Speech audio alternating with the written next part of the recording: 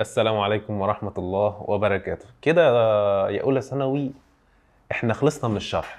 ادام انت جيت وفتحت الفيديو ده يبقى انت كده خلاص خلصت من الشرح تماما. يبقى انت ايه المطلوب منك دلوقتي؟ ان انا يا مستر اقعد بقى اسمع واحل، اسمع بقى يا مستر كل تفصيله بتمشي ازاي، او يا مستر برضو في حاجه تانية ان انا البي دي اف طبعا موجود تحت في الديسكريبشن بتاع الفيديو، تخش على البي دي اف تقعد تحل، والله دي صح دي غلط دي صح دي غلط هكذا، دي انا شاكك فيها دي مش عارف ايه، واعلم عليها. قال لي تمام ماشي يا مستر. بعد كده امسك بقى الفيديو ده يا مستر واحده واحده، امشي سؤال سؤال. لو عملت كده يعني انت لو اتفرجت على فيديو الشرح كاملا واتفرجت على الفيديو ده كامل، يبقى انت كده باذن الله باذن الله ضمنت 90% باذن الله، لان انت فهمت لميت المنهج كله شرحا، واحنا كده كده الحمد لله مش سايبين تفصيله، وبرده دخلت على الحل اتفرجت على كل حاجه. قال لي ماشي يا مستر، تعالى نبدا كده ونشوف الدنيا بتمشي ازاي.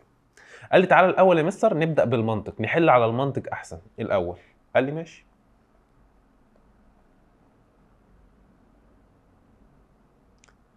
قال له هو يا مستر من اول تعريف المنطق، قال لي جعل ارسطو المنطق مدخلا لكل العلوم، يشير ذلك الى التعريف الاشتقاقي للمنطق، المنطق في حياتنا، علاقة المنطق باللغة.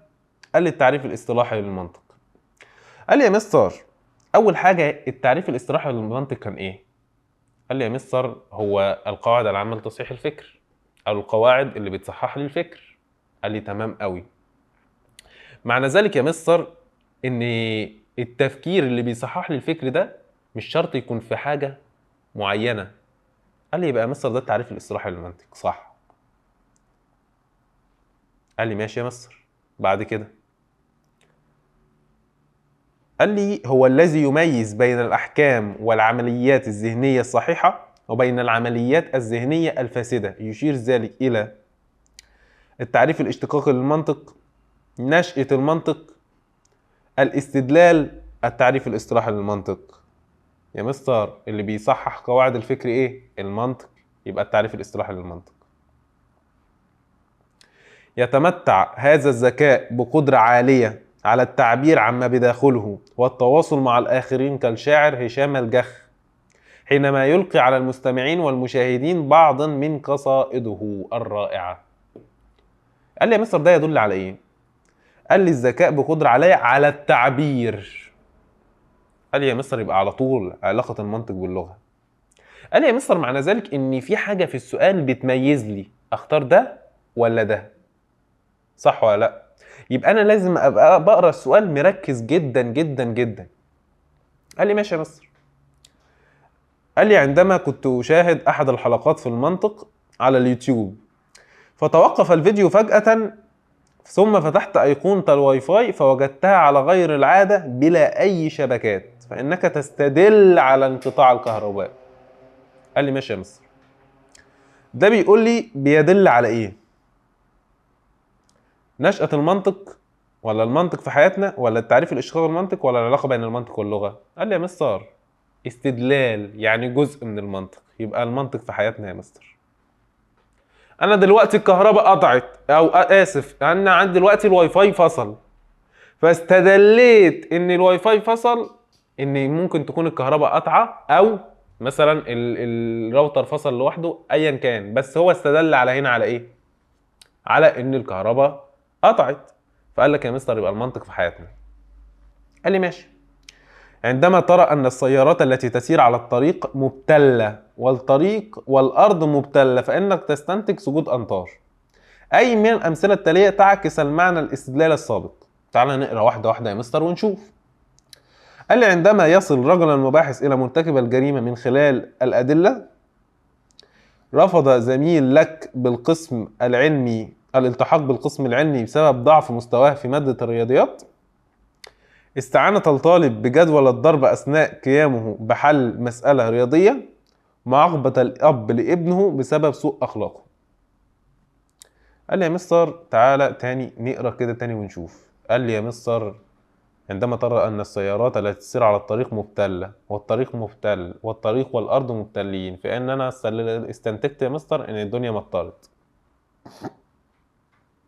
قال لي ماشي يا مستر. قال لي يا مستر بيقول لي انهي بقى من الامثله دول اللي شبه ده، يعكس يعني او يوازي. قال لي ماشي يا مستر.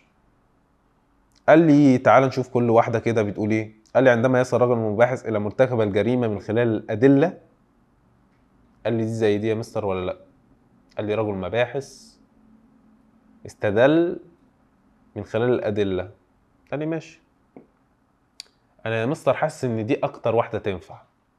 طب تعالى كده ايه، نحط نقطه جنبيها. قال لي رفض زميل لك الالتحاق بالقسم العلمي بسبب ضعف مستواه في ماده الرياضيات. ممكن. استعانة الطالب بجدول الضرب اثناء قيامه بحل مساله رياضيه. قال لي دي غلط خالص يا مستر. معاقبه الاب الابن بسبب سوء اخلاقه، دي غلط خالص يا مستر. قال لي يا اما الف يا اما ب. على طول يا مستر الف. ليه يا مستر؟ لان انا استدليت عن ان الدنيا مطرت عن طريق ايه؟ ادله. قال لي وهنا يا مستر رجل مباحث بيستدل على الجريمه عن طريق الادله بس. قال لي بعد كده يا مستر دخلنا على عوامل الوقوع في خطأ التفكير. قال لي يا مستر من عوامل الوقوع في خطأ التفكير شرحناها في الفلسفه لانها ليها علاقه بالايه؟ بالتفكير في الجزء الشرح بتاع الفلسفه.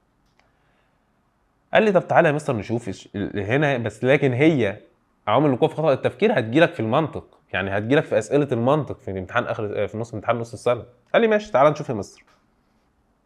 التفكير يساعد الشخص على الابتعاد عن قيمة الشخصية وتحيزاته ونظرياته لتحليل الحقائق واكتشاف الحقيقة. تناقض بص تناقض العبارة السابقة أحد عوامل الوقوع في أخطاء التفكير. قال لي يا مستر أول حاجة هشوف الكلام ده إيه واشوف إيه اللي عكسه، إيه اللي بيعكسه في الاختيارات. قال لي ابتعاد عن قيمة الشخص وتحيزاته ونظرياته لتحليل الحقائق. الابتعاد يا مستر عن قيمة الشخص وتحيزاته يعني من حسد شيء، ونظرياته لتحليل الحقائق واكتشاف الحقيقة. قال لي يا مستر ده عكسه ايه؟ قال لي صعوبة مشكلة. لا يا مستر.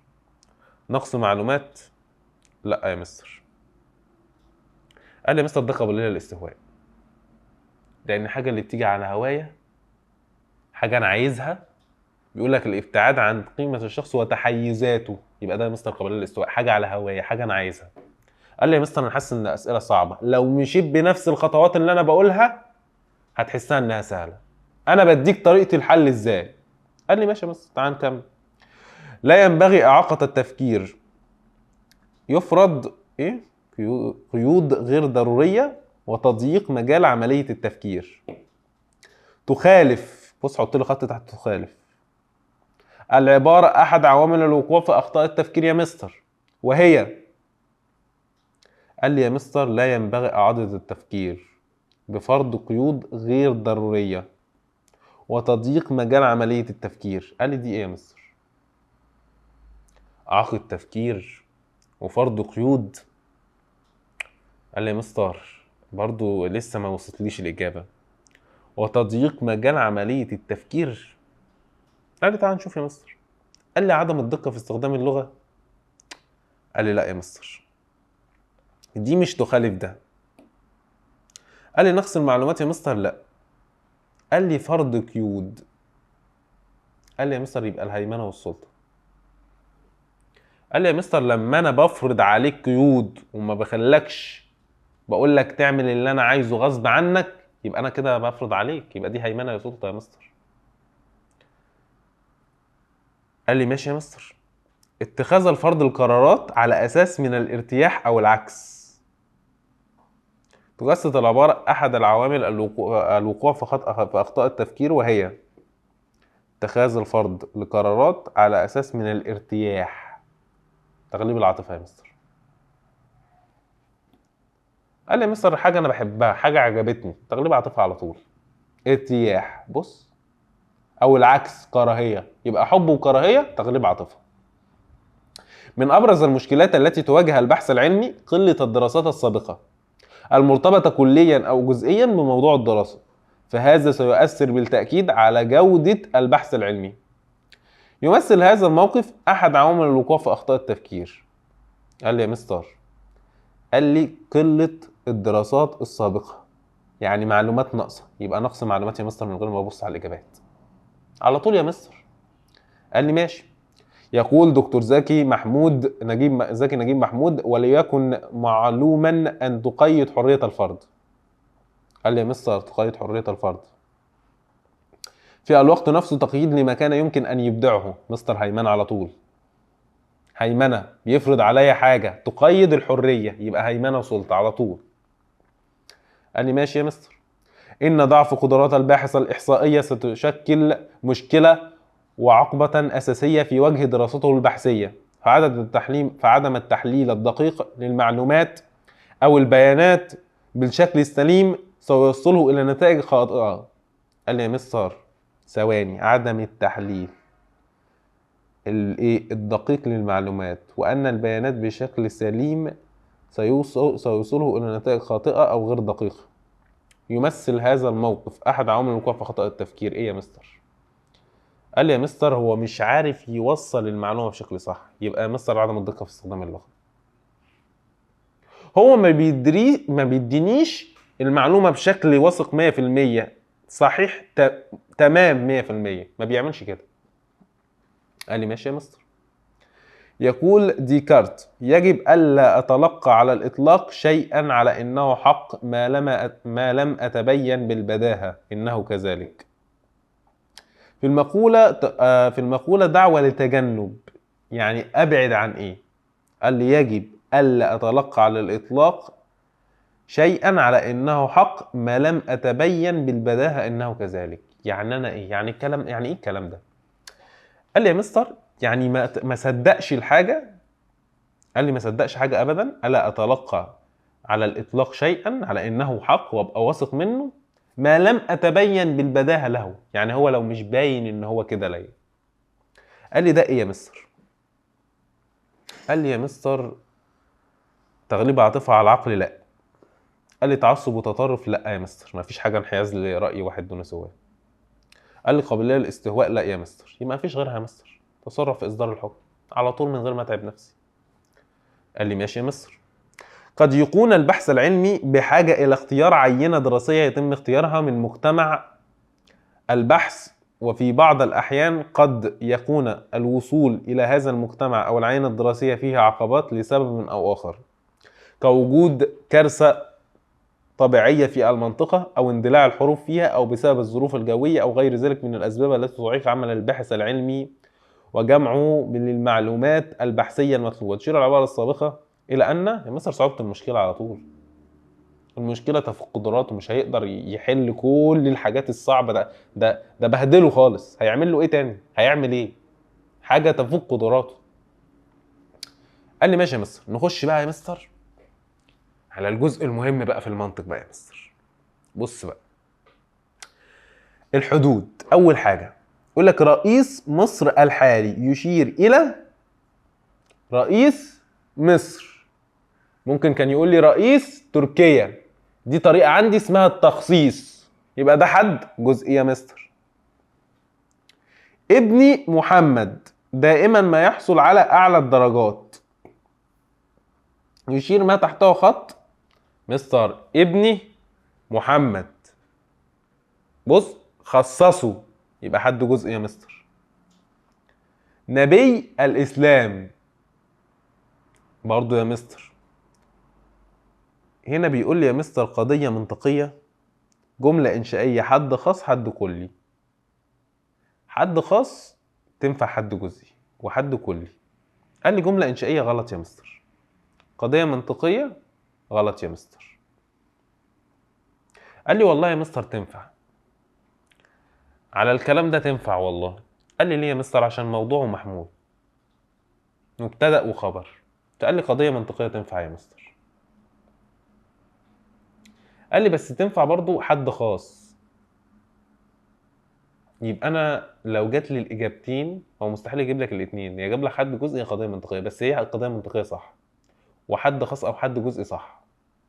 بس احنا الاصح هنا، الاصح قضيه منطقيه. عارف ليه؟ عشان مش جايب لك حد جزئي. دار حديث بينك وبين احد اصدقائك، صديقك حدثك عن الإبل وبخاصة إبل الجزيرة العربية. مستر من غير ما أكمل، إبل وحددها لي الجزيرة العربية، حد جزء يا مستر بالتخصيص على طول يا مستر من غير ما أتعب نفسي. قال لي عند إشعالك لسيجارتك، سيجارتي دي إيه؟ حد جزء يا مستر بالإضافة من غير ما أبص، حد جزء على طول يا مستر. الكتاب وعاء من المعلومات الغير دورية. بيقول لي يا مستر اول حاجه بص يا مستر، انت قلت لي ان الحد الاولاني يا اما كلي يا اما جزئي، والحد الثاني يا اما موجب يا اما سالب. الكتاب وعاء من المعلومات. قال لي يا مستر ده حد كلي ولا حد جزئي؟ قال لي يا مستر ولا طريقه اشاره ولا تخصيص ولا اضافه، يبقى حد كلي يا مستر. قال لي تم اطلاق اسم الشهيد نقيب شرطه اشرف ابراهيم جاد علي على المدرسه الثانويه. النقيب اشرف ابراهيم جاد علي، مش عارف ايه كل الاسم ده، بقريته في الدقهليه. قال لي يا مستر هنا بيقول لي اشرف يعتبر حد ايه؟ تعال نشوف يا مستر. اول حاجه يا مستر اشرف ده اسم علم، ومن التريكات اللي احنا خدناها في الشرح يا مستر اسم العلم لو جه على هيئه صفه حد كلي، ولو جه على هيئه اسم يبقى حد جزئي. قال لي تعال نشوف. تم اطلاق اسم الشهيد نقيب شرطه اشرف ابراهيم جاد علي. قال لي يا مستر هنا اسم علم، يبقى على طول حد جزئي يا مستر. بعض الاجهزه اللاسلكيه. قال لي يا مستر اللاسلكيه دي من قواعد اللاسلكيه، قلنا لاسلكي لا هنا يعتبر. طب انا هقول لك حاجه اسهل. بص كده لاسلكي هنا، بص عامل لي فارق، يعني فارق بين لا وسلكيه. معنى ذلك يا مستر ان هنا لا اداه سلب. يبقى تعالى نشوف الاجابات. لو جابها لي لا سلكي زي كده يبقى كده يا مستر لا مش اداه سلب، هنا لا جزء من الحد او جزء من الكلمه. قال لي ماشي يا مستر. يبقى هنا اختر الادق. بيقول لي تشير الى قضيه سالبه، قضيه تنطوي على حد سالب، قضيه كليه، قضيه سالبه وحد سالب. قال لي يا مستر تشير الى قضيه سالبه تنفع، لان هنا المفروض جزئيه سالبه. قال لي قضيه كليه غلط، قضيه تنطوي على حد سالب. قال لي يا مستر ممكن لاسلكيه. قال لي يا مستر يبقى الادق ان هي قضيه سالبه وحد سالب، يبقى دي يا مستر. قال لي ماشي يا مستر. جيش يا مصر حد جزء من الممكن ان يتحول الى حد كلي. جيش اشيل على طول اداه التخصيص، مصر اشيل مصر تبقى على طول حد كلي. قال لي لا اخلاقي لا انساني لا نباتي تشير الالفاظ الى حد سالب على طول. القبيله هي جماعه، احنا خدنا فاكر الحد الجمعي، يبقى القبيله هنا حد ايه؟ حد جمعي. من المقولات التي انشرها كثيرا الفيسبوك. بيقول لي بعد كده بقى ما تحته خط يشير الى الفيسبوك. حد جزئي وكلي، قضيه منطقيه، حد جمعي، حد جزئي. قال لي يا مستر اهو هنا التركه دي بقى بالنسبه لي صعبه. قال لي المقولات التي انشرها كثيرا الفيسبوك، يبقى الفيسبوك انشر مقالات كثيره. قال لي يا مستر هنا حد جزئي ولا حد جزئي وكلي ولا قضيه منطقيه ولا حد جمعي؟ قال لي يا مستر حد جمعي غلط، ما ينفعش حد يبقى جزئي وكلي، ده غلط. قال لي ينفع الفيسبوك يبقى حد جزئي، حد قصدي قضيه منطقيه فيسبوك بس. بيقول لي يشير ما تحته خط الى حد قضيه منطقيه. غلط يا مستر، يبقى مفيش غيرها حد جزئي على طول من دون تفكير. افلاطوني. قال لي ده يا مستر حد كلي، حد جزئي، حد جمعي. قال لي يا مستر انا حاسس هنا ان هو ضاف له الياء، يبقى عمل طريقه اسمها الاضافه، يبقى يا مستر حد جزئي. زي كتابي، زي قلمي، زي مدرستي، كل ده يا مستر حد جزئي، طريقه الاضافه. قال لي ماشي يا مستر. نخش بعد كده على الاسم العلم. لا يحمل صفات أو خصائص مشتركة، بل هو مجرد علامة دلالية تشير إلى شيء معين، شخص أو مكان، دون أن تحمل معنى محددا. هذا يعني أن اسم العلم ليس له مفهوم وله مصدق. من غير ما أكمل،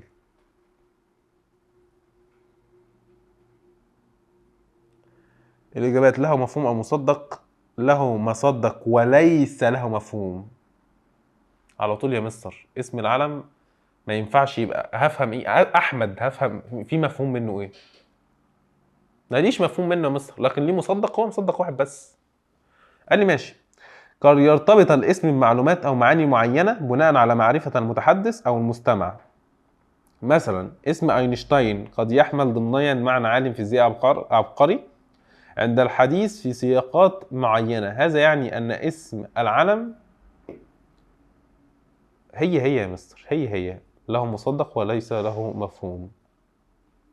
تعتبر نظرية الأفعال الكلامية أن الأسماء العلمية يمكن أن يكون لها تأثيرا على المتلقي بما يتجاوز المعنى التقليدي الواضح، مما يعني أن الاسم يمكن أن يحمل معاني خفية تتعلق بالقوة الكلامية أو السياق النفسي والاجتماعي. هذا يعني أن اسم العلم، لو كل ده بيتكلم عن اسم العلم، ثواني. تعتبر نظرية الأفعال الكلامية أن الأسماء العلمية يمكن أن يكون لها تأثيرا على المتلقي، يعني الكلمات يمكن يكون لها تأثيرا بما يتجاوز المعنى التقليدي الواضح، مما يعني أن اسم يمكن أن يحمل معاني خفية تتعلق بالقوة الكلامية أو السياق النفسي. قال لي يا مستر كده يبقى لها مفهوم ولها مصدق، لأننا يتعلق بالقوة الكلامية أو السياق النفسي، يبقى أكيد ليه حاجة تانية.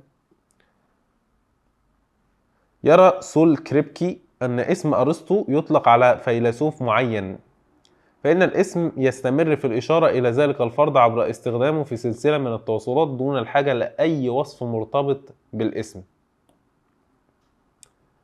قال يا مستر يطلق اسم كذا، يرى سول كريبكي أن اسم أرسطو يطلق على فيلسوف معين فإن الاسم يستمر في الإشارة إلى ذلك الفرد، يبقى على طول يا مستر له مصدق وليس له مفهوم.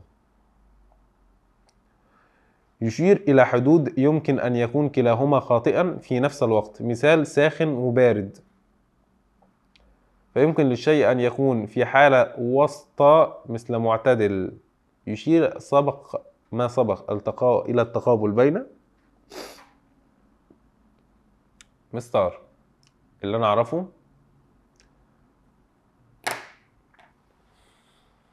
عايز أوقف هنا ثانية. بقول لك إيه، أوقف وأكمل وأنت تبقى تقص؟ أشوف حاجة على الموبايل وتبقى تبص؟ إيه؟ عايز أشوف حاجة على الموبايل. ماشي.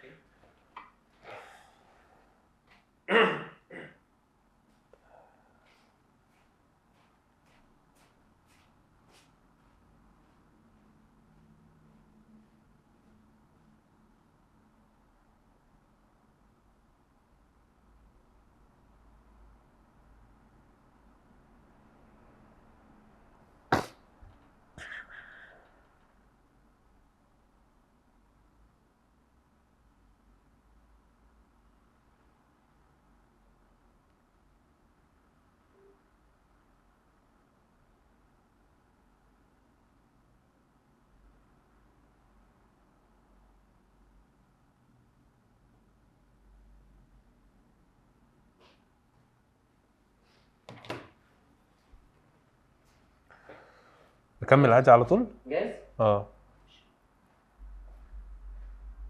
ابدأ. مش عادي، تمام ماشي. عايز السؤال ده تاني. تمام ماشي. يشير إلى حدود يمكن أن يكون كلاهما خاطئا في نفس الوقت، مثال ساخن وبارد. ساخن وبارد يا مستر ده كلمتين عكس بعض، يبقى ده تضاد يا مستر. يشير إلى العلاقة بين حدين بحيث إذا كان أحدهما صحيحا فإن الآخر يكون خاطئا بالضرورة كما لا يمكن نفيها معا، والعكس تضاد يا مستر. قال لي يا مستر كلمة وعكسها تضاد، طب كلمة ونفيها تناقض على طول.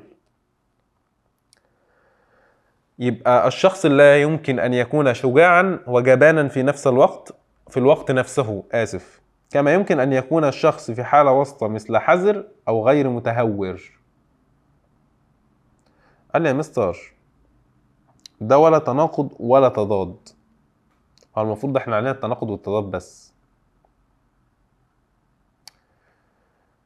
بس ينفع يا مستر تناقض. النبات يشمل أنواعا مثل الأشجار والأزهار والأعشاب. قال لي النبات خاصة فصل نوع جنس. قال لي يا مستر النبات نوع.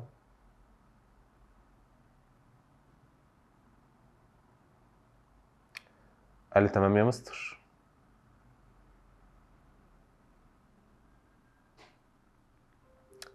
يعد الجنس أعلى من النوع في سلم التصنيف، فهو يعبر عن فئة تضم أنواع مختلفة يمكن أن تصنف تحتها. هذا يعني أن مصدقات الجنس أعم من مصدقات النوع، مصدقات الجنس أخص من مصدقات النوع، مصدقات النوع أعم من مصدقات الجنس والنوع متساويان في المصدقات. لا، الجنس أشمل وأعم، يبقى مصدقات الجنس أعم من مصدقات النوع. المعادن نوع، الخشب نوع، الزجاج نوع، وكلها مندرجة تحت الجنس مادة. هذا يعني أن مصدقات الجنس أعم من مصدقات النوع. المثلث بالنسبة للأشكال الهندسية نوع. قال المثلث بالنسبة للأشكال المماثلة يميزه عن باقي الأنواع كونه شكله له ثلاثة أضلاع متقاطعة.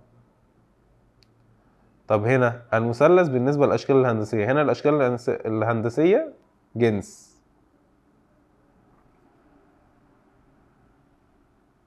قال لي له ثلاثة أضلاع، دي خاصة يا مستر. لا آسف، دي فصل. مفيش حاجة غير ليها 3 أضلاع غير المثلث. قال لي ماشي.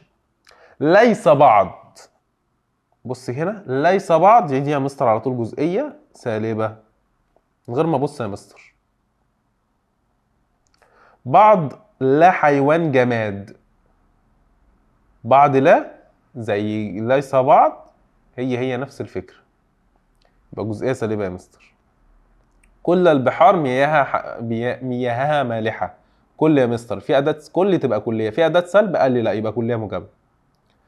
قال لي طائفة الأدباء شعراء، طائفة دي يا مستر جزئية، في أداة سلب لا يبقى جزئية موجبة يا مستر. ليس كل الأحجار الكريمة غالية، ليس كل يا مستر جزئية على طول سالبة.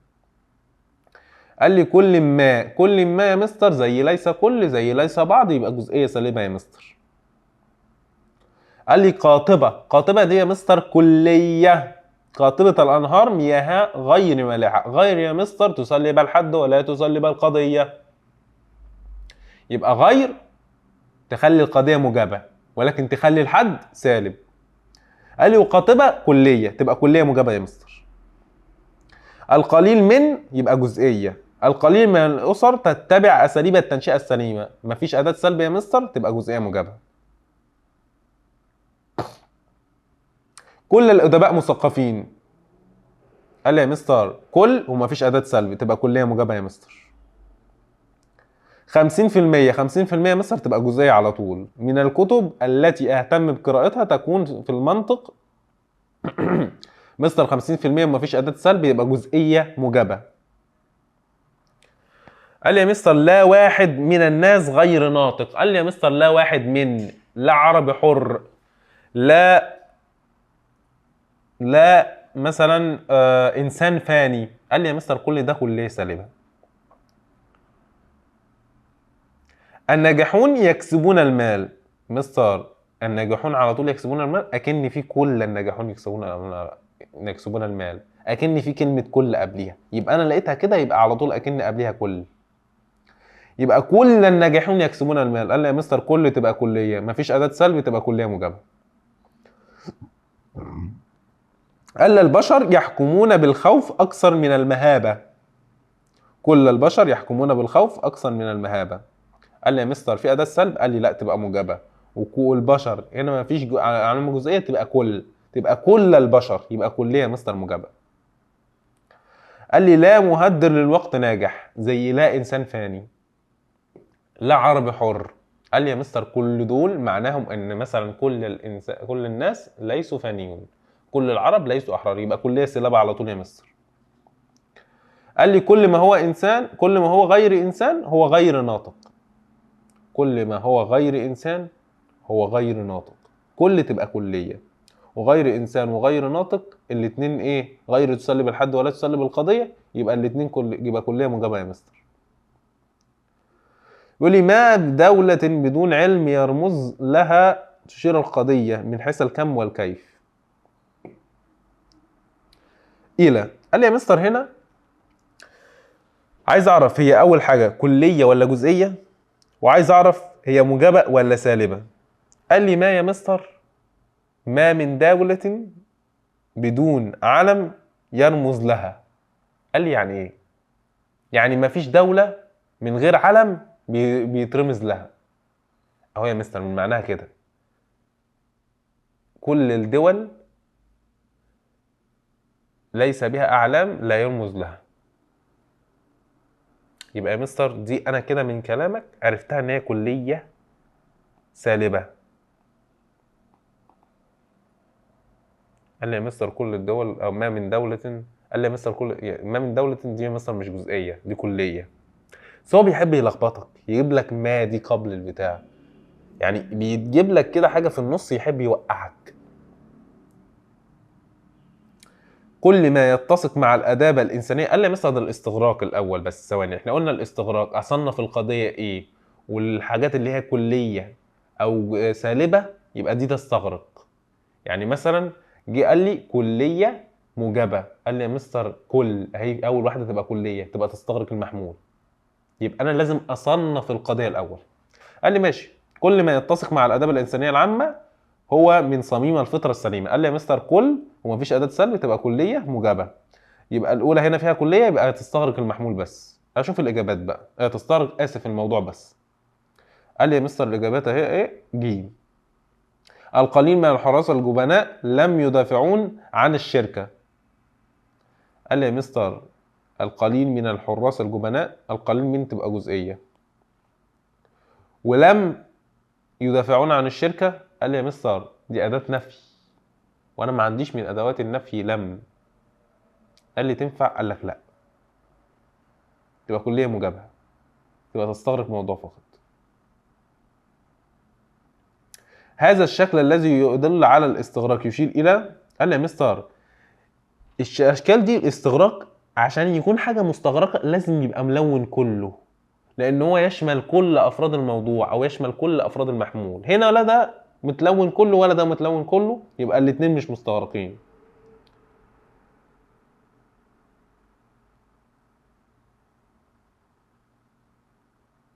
هو بيقول لك لا، الإجابة مش عايزها كده، بيقول لك لا ميم هو ح مستغرقة الموضوع والمحمول.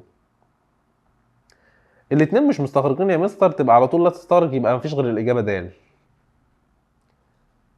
قال لي يا مستر دي جزء من دي.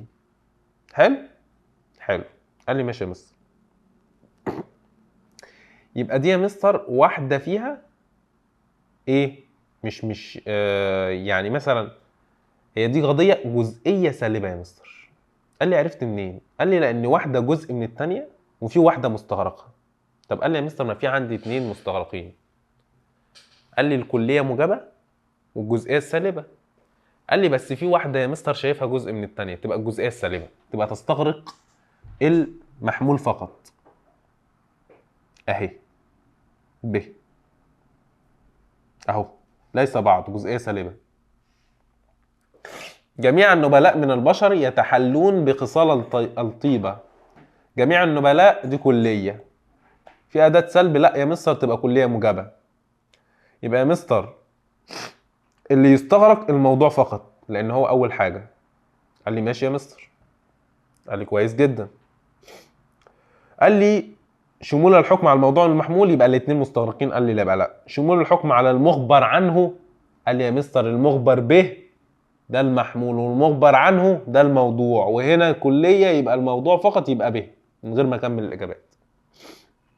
قال لي معظم الفلاسفة بفكرهم غيروا مجتمعاتهم للافضل. معظم وغيروا دي يا مستر جزئية موجبة.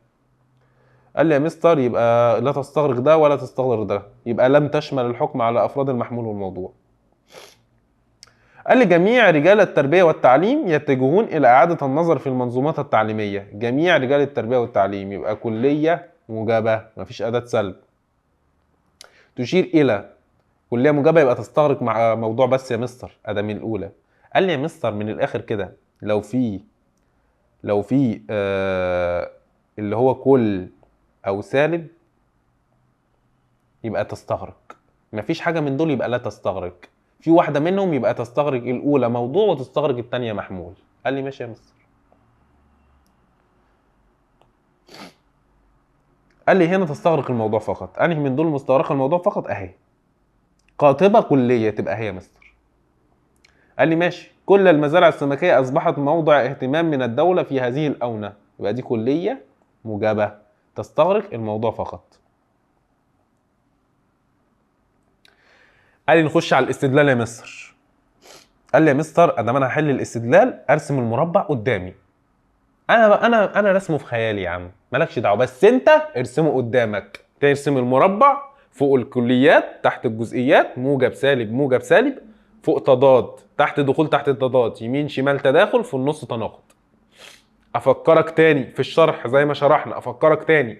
فوق التضاد لو الاولى يا مستر صادقه الثانيه كاذبه، لو الاولى كاذبه الثانيه مجهوله. طب تحت العكس يا مستر، لو الاولى كاذبه الثانيه صادقه، لو الاولى صادقه الثانيه مجهوله.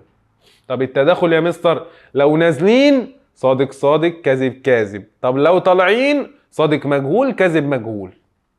قال لي ماشي يا مستر. ناقص التناقض صادق كاذب كاذب صادق بس، زي ما عملنا في الشرح نعمل اكتبهم كده قدامي يا مستر واحل بقى. قال لي ماشي.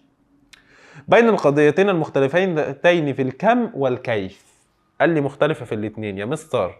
التناقض الكلية بتبقى جزئية والموجبة تبقى سالبة، يبقى على طول تناقض.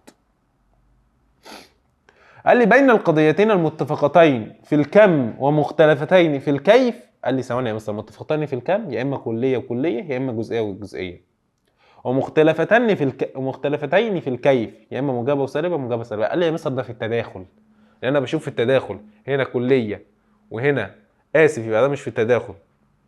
قال لي متفقين في الكيف، انا اسف ده لفت معايا. هو قال لك المتفقين في الكم والمختلفين في الكيف، يعني كلية وكلية وموجبة سالبة موجبة سالبة. قال لي ده يا مستر في التضاد والدخول تحت التضاد. انا قلت الاختيارات فاكرها حاجة واحدة، فعشان كده ده اللي لف معايا. فين التضاد والدخول تحت التضاد؟ دال. في التقابل بالدخول تحت التضاد اذا كسبت احدى القضيتين، اهو احنا رسمنا كله. بيقول لك في الدخول تحت التضاد لو الاولى كاذبه تبقى الثانيه صادقه، طب لو الاولى صادقه تبقى الثانيه مجهوله. هو بيقول لك الاولى ايه؟ اذا كذبت يبقى الثانيه صادقه.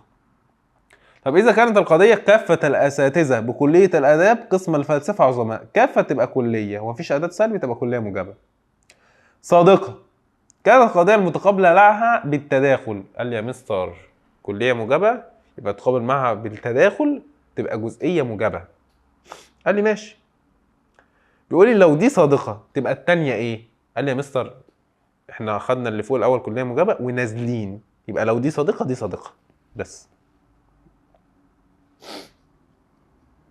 على افتراض اتفاق القضيتين في الموضوع والمحمول، وعلى فرض صدق القضيه، ما كل الصيادين من بورسعيد كانت القضيه المتقابله معها بالتداخل.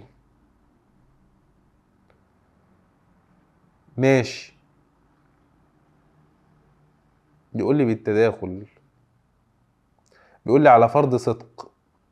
قال لي وتداخل يا مستر، ما كل يا مستر كلية سالبة وتداخل جزئية سالبة، تبقى يا مستر واحنا نازلين الأولى صادقة تبقى التانية صادقة.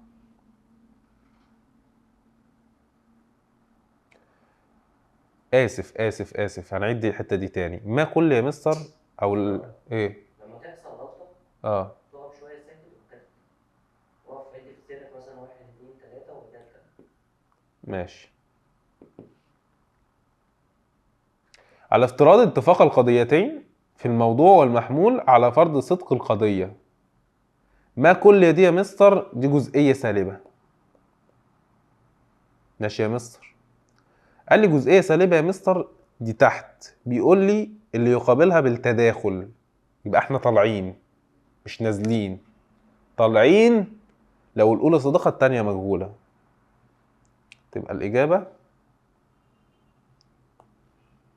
لا مجهولة. قال لي بين القضية 100% من الطيور مهاجرة و100% من الطيور ليست مهاجرة. قال لي يا مستر دي كلية موجبة ودي كلية سالبة. قال لي دي علاقة تضاد يا مستر. جميع الأمصار الموجودة لفيروس كورونا جيدة. قال لي جميع ومفيش أداة سلب تبقى كلية موجبة. معظم الأنصار الموجودة لفيروس كورونا جيدة. قال لي دي جزئية موجبة. قال لي يا مستر دي علاقة تداخل أهي. على افتراض اتفاق القضيتين في الموضوع والمحمول، إذا أجيزت القضية ليس كل يا مستر دي جزئية سالبة، فإن حكم القضية التي مقابلة لها بالدخول تحت التضاد. قال لي يا مستر دي جزئية سالبة، الدخول تحت التضاد فين؟ جزئية سالبة، دخول تحت التضاد تبقى جزئية موجبة. قال لي ماشي يا مستر، يبقى القضية المقابلة ليها جزئية موجبة. قال لي إذا أجيزت يعني ممكن، يبقى حكم القضية المقابلة لها بالدخول تحت التضاد كاذبة صادقة أو كاذبة صادقة لا يوجد تقابل. قال لي يا مستر إذا أجيزت دي يعني ممكن، وفي الدخول تحت التضاد صادق مجهول كاذب صادق. بيقول لي إذا أجيزت يبقى إيه؟ مجهول صادق مجهول يبقى صادق، يبقى على طول الذي يقابل صادق صادقة. قال لي إذا نصبت دي يعني صادقة. الكثير من الأخبار على السوشيال ميديا غير كاذبة، يبقى دي يا مستر جزئية. قال لي يا مستر دي جزئية غير كاذبة موجبة، لأن حكم القضية المقابلة لها بالتداخل جزئية موجبة يا مستر. تداخل طالعين، بيقول لي نصبت يعني صادقة، طالعين صادقة مجهولة. إذا أصابت القضية لا يقين في العلم زي لا عربي حر، دي كلية سالبة يا مستر، فإن القضية المقابلة معها وتكون صادقة بينهما علاقة. قال لي كلية سالبة يا مستر، لازم يبقى الأولى صادقة والتانية صادقة في التداخل بس أهي. قال لي إذا نصبت كل الخشب يطفو فوق سطح الماء، كل الخشب يطفو فوق، يبقى دي كلية موجبة يا مستر، فإن القضية التي قابل لها وتستغرق محمولها فقط. محمولها فقط دي يا مستر إيه؟ جزئية سالبة. دي كلية موجبة ودي جزئية سالبة، دي يبقى علاقة تناقض. هي فين دول من جزئية سالبة؟ بعض الخشب لا يطفو فوق سطح الماء، يبقى دي تنفع ودي تنفع، ب وج. قال لي يا مستر دي كلية موجبة ودي جزئية سالبة، دي علاقة تناقض، يبقى دي لو دي موجبة لو دي صادقة دي كاذبة. دي بيقول لك إذا نصبت يبقى دي التانية كاذبة على طول.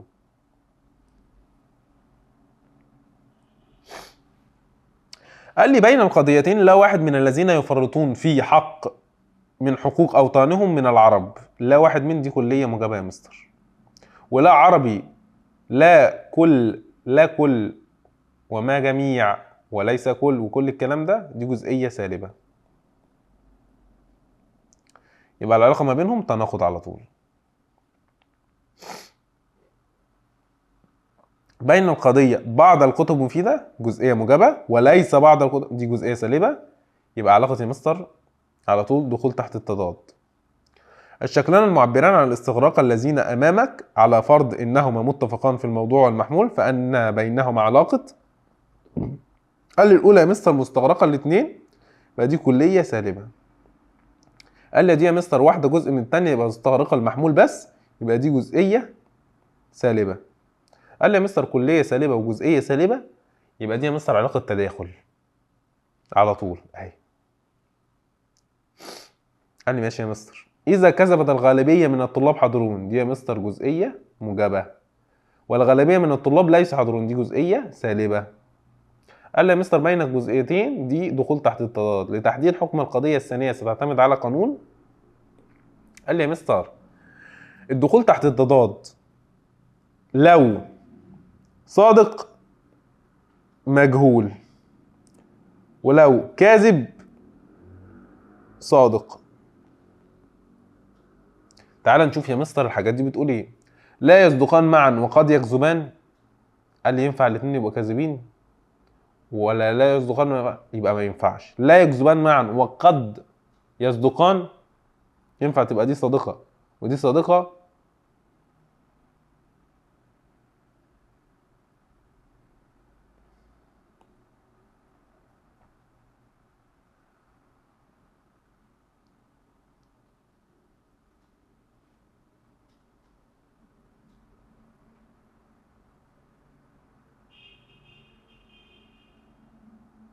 كله يسمع.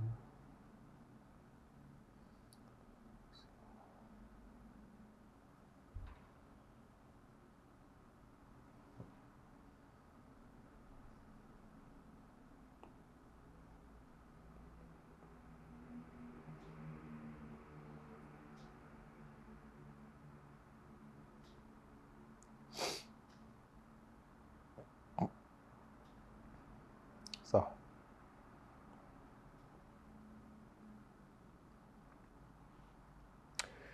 إذا كذبت الغالبية من الطلاب حاضرون. قال لي يا مستر دي كاذبة. حلو. ودي ايه؟ كغالبية من الطلاب حاضرون دي جزئية ثانية جزئية موجبة يا مستر. والغالبية من الطلاب ليسوا حاضرون دي جزئية سالبة. تبقى دخول تحت التضاد يا مستر. والدخول تحت التضاد لو دي صادقة دي مجهولة، لو دي كاذبة دي صادقة. قال لي يا مستر دي صادقة دي مجهولة، يعني دي ممكن تكون صادقة وممكن تكون صادقة، يعني قد يصدقان. قال لي ينفع يكذبان؟ يبقى لا، يبقى لا يكذبان وقد يصدقان. تاني قال لي يا مستر دي صادقة ودي مجهولة. مجهولة يعني ممكن تكون صادقة وممكن تكون كاذبة. حلو حلو. قال لي دي صادقة ودي ممكن تكون صادقة أو مجهولة، يبقى قد يصدقان. قد يعني مجهولة. قال لي طب وينفع يبقوا الاتنين كاذبين؟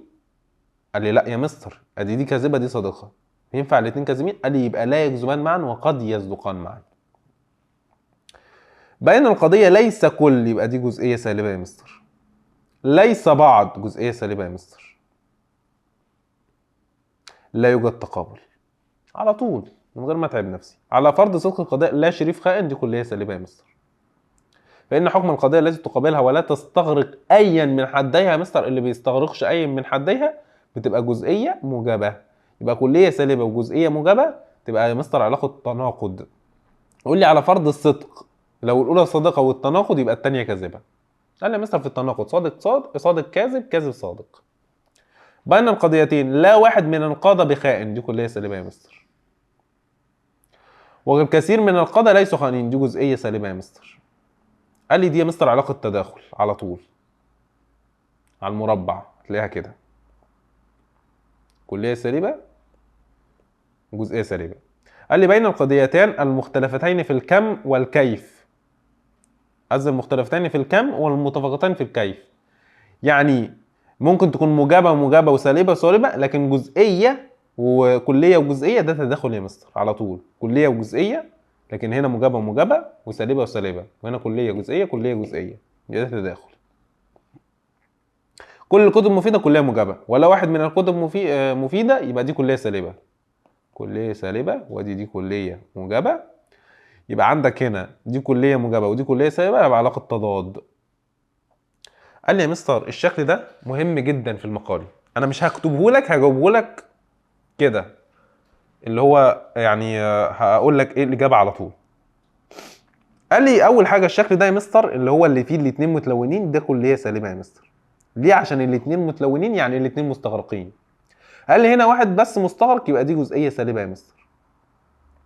قال لي ما حكم الشكل الاول على فرض جذب الشكل الثاني؟ قال لي حكم الشكل الاول ده على فرض قذف الشكل الثاني. قال لي يا مستر اول حاجه العلاقه ما بينهم ايه؟ قال لي يا مستر العلاقه ما بينهم دي كليه سالبه ودي جزئيه سالبه، تبقى دي علاقه تداخل يا مستر. قال لي ماشي. قال لي على فرض كذب الشكل الاول، ده الاول يعني ده اللي هنبدا بيه جزئيه سالبه، وهنروح للشكل الثاني كليه سالبه.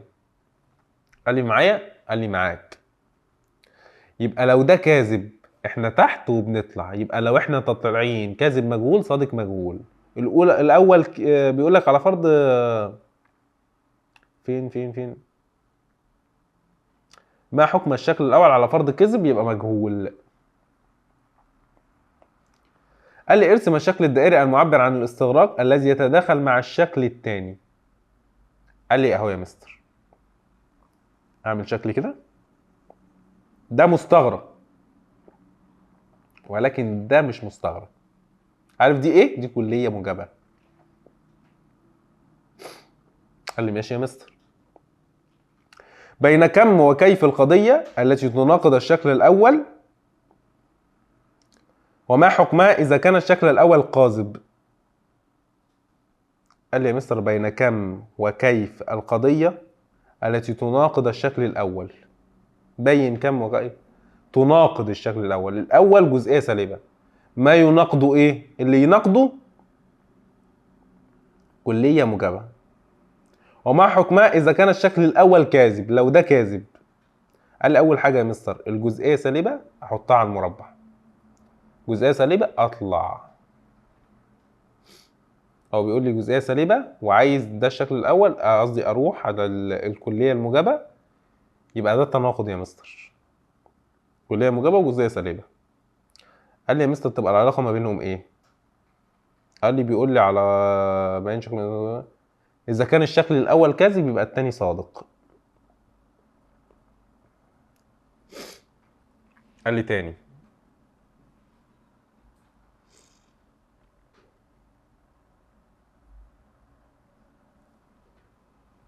هادي السؤال ده من الاول خالص.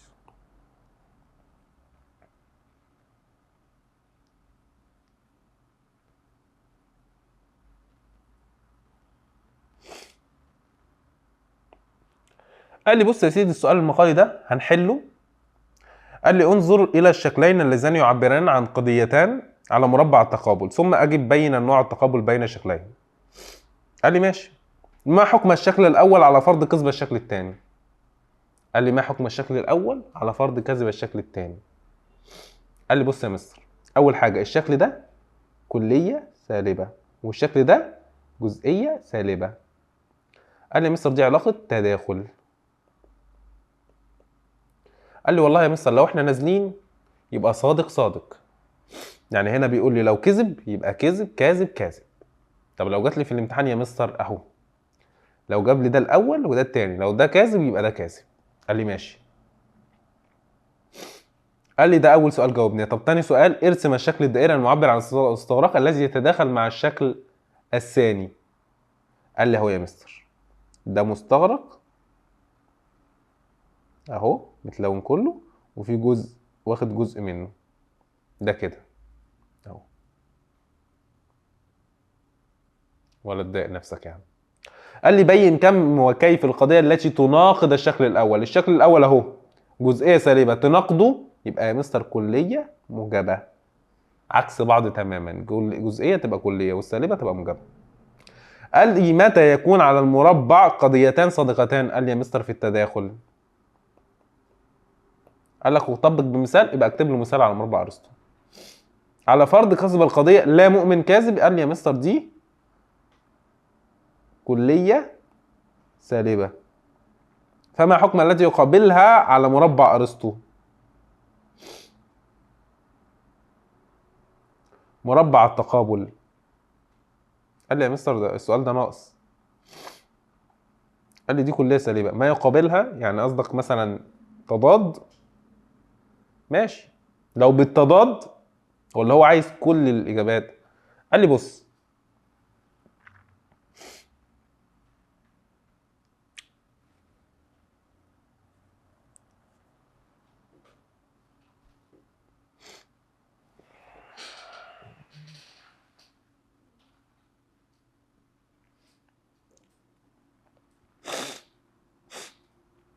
على فرض كذب القضية لا مؤمن كذاب. لا مؤمن كذاب يا مستر دي كلية سالبة.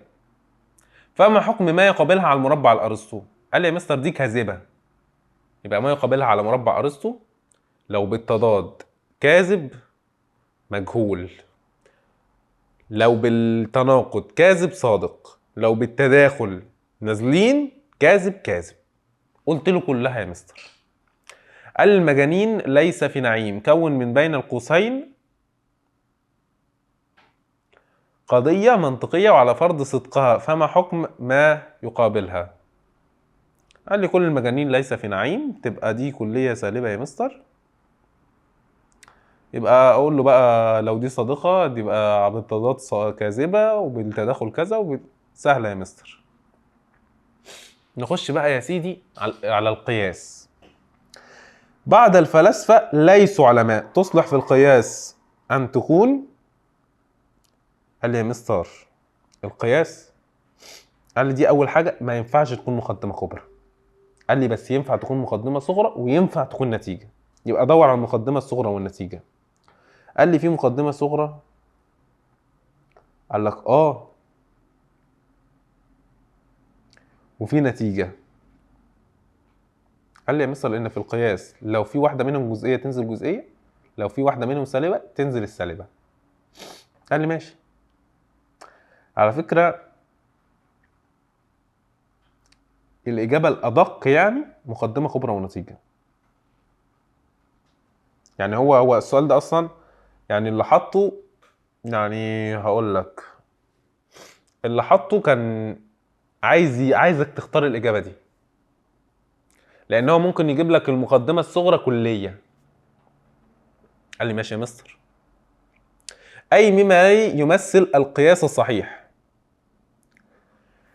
قال لي كل العلوم نظرية بحتة، كل الرياضيات علوم، شيل علوم مع علوم، شيل علوم مع علوم، تبقى كل الرياضيات نظرية بحتة. قال لي القياس ده صحيح يا مستر من غير ما ابص على الباقي. نخش على بعد كده. الحد الأكبر في القياس صحيح من الشكل الأول يمثل. قال لي الحد الأكبر يا مستر في القياس، قال لي محمول القضية، محمول المقدمة الكبرى ومحمول النتيجة. أهي دال. احنا قلنا الحد الأكبر بيبقى موجود في المقدمة الكبرى والنتيجة. قال لي الحد الأصغر في قياس صحيح من الشكل الأول يمثل. قال لي يا مستر موضوع المقدمة الصغرى يعني تعالى اديك مثلا مثال على القياس اهو، او نكتب البتاع ده اهو كاف كاف صاد صاد. قال لي يبقى موضوع المقدمة الصغرى وموضوع النتيجة يا مستر اهو. النتيجة التي تستغرق الموضوع فقط في الشكل الأول تكون لمقدمتين. موضوع فقط يا مستر يبقى النتيجة كلية موجبة. قال لي ماشي. يبقى تكون المقدمتين الاتنين كليتين متفقتين في الكم والكيف اهو. ان كليه موجبه وكليه موجبه هتطلع القضيه كليه موجبه. اذا استغرق الحد الاكبر في النتيجه في قياس صحيح، الحد الاكبر في النتيجه في قياس صحيح من الشكل الاول، فان المقدمه الكبرى تكون الحد الاكبر مستغرق يبقى سالبه. يبقى المقدمه الكبرى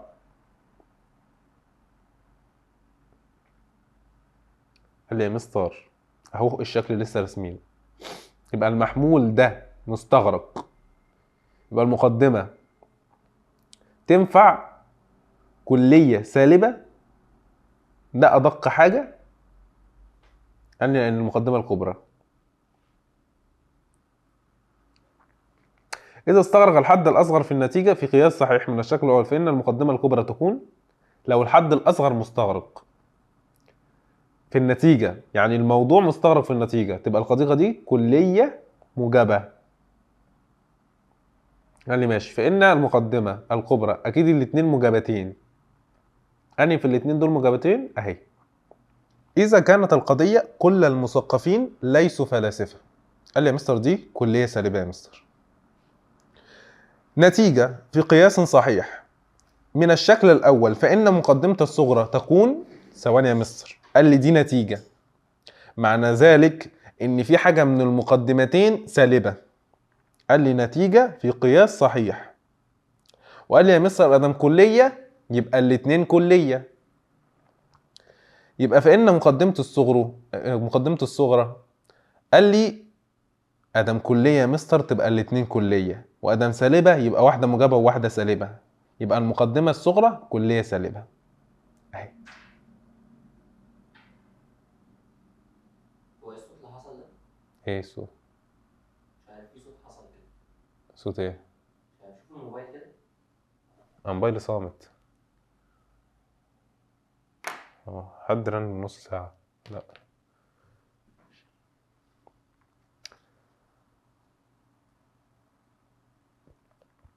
كل مخترع ذكي. قال لي يا مستر دي كلية موجبة ولا جاهل مخترع. قال لي ماشي. إذا زرتني اليوم هذا القياس خاطئ لأن مقدمته. قال لي السؤال ده غلط لأن أصلا النتيجة مش من المقدمات، النتيجة مش من المقدمات. المفروض أصلا تبقى مخترع، تروح مع مخترع تبقى، وهنا عندك سالبة تبقى كل جاهل ليس ذكي. السؤال ده غلط. كل الزهور جميلة، بعض النبات زهور، شيل دي مع ده، يبقى بعض النباتات جميلة. بعد هذا القياس صحيح لأن المقدمة الكبرى كلية ماشي والصغرى موجبة. قال لي ماشي صح.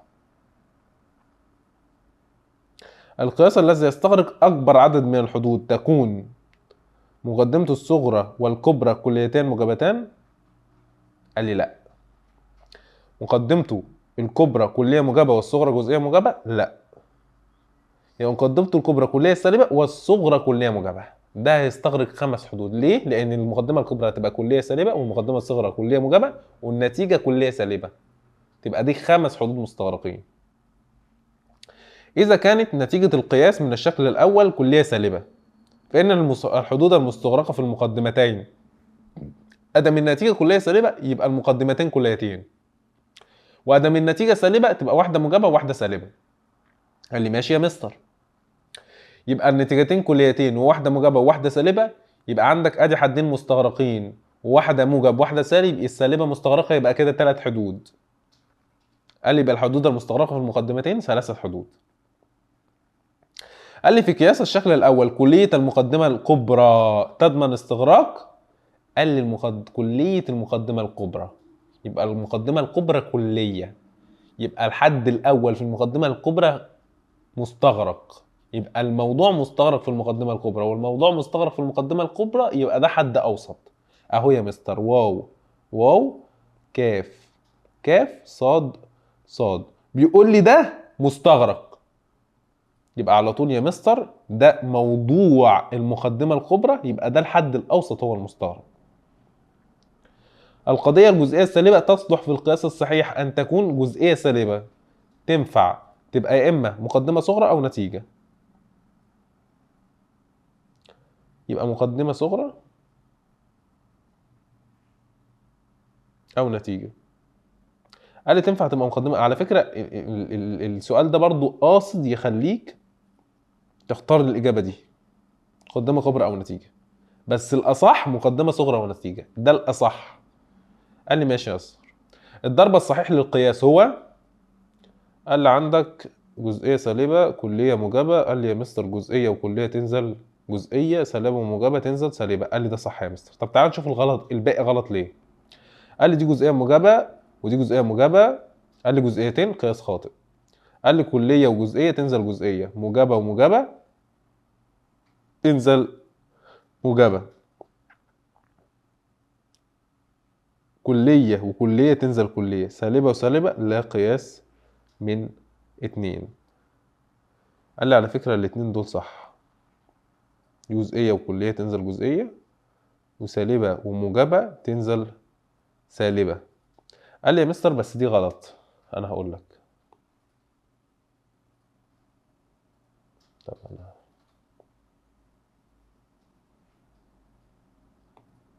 قال لي الضرب الصحيح للقياس هو، تعال نشوف جزئيه وسالبه، المقدمه الكبرى جزئيه سالبه، يبقى ده غلط. قال لي جزئيه وجزئيه غلط، سالبه وسالبه غلط. هنا كليه موجبه وجزئيه موجبه دي تنفع يا مستر، وكليه وجزئيه تنزل جزئيه تبقى دي الصح. كده خلصنا من المنطق، حللنا على المنطق كله. نرجع بقى نشرح ايه الجزء نحل قصدي على الجزء بتاع الفلسفه. هنحل كده على الجزء بتاع الفلسفه.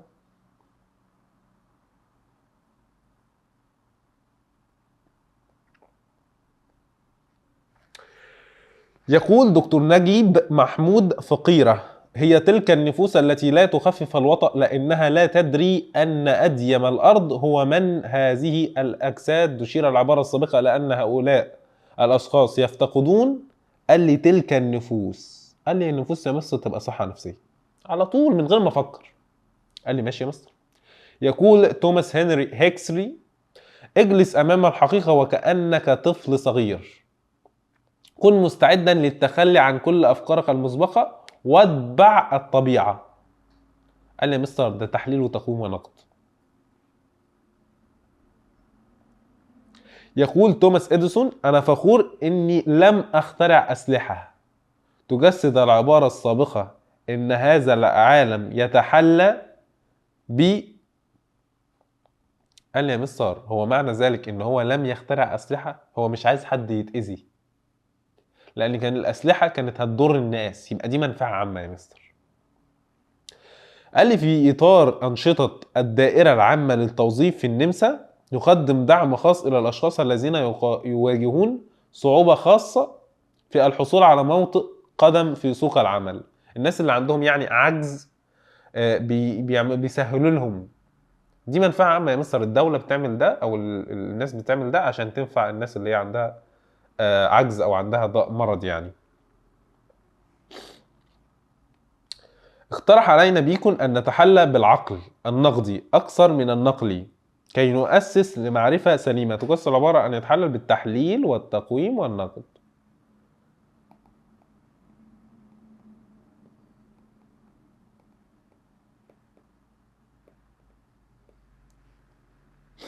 قال لي ماشي يا مستر.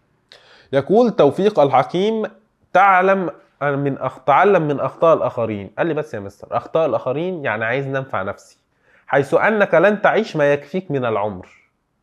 مستر دي منفعة عملية، عايزني منفعة خاصة يا مستر على طول. قال لي ماشي. يقول ستيف فوزنياك: إذا كنت تحب ما تقوم به ومستعد للقيام بأي شيء لتنجح في ذلك فهذا هو النجاح الحقيقي. الأمر يستحق عناء كل دقيقة تقضيها وحيدا في الليل، وما تقضيه من وقت في تفكير هو فيما تريد تصميمه وبناؤه. قال لي دي ايه يا مستر؟ قال لي واحدة واحدة يا مستر نفهم السؤال. قال لي مستعد للقيام بأي شيء لتنجح وذلك في هذا هو النجاح الحقيقي. قال لي يا مستر بيتكلم على طول عن نفسي، عن النجاح اللي عايز أحققه، دي منفعة عملية.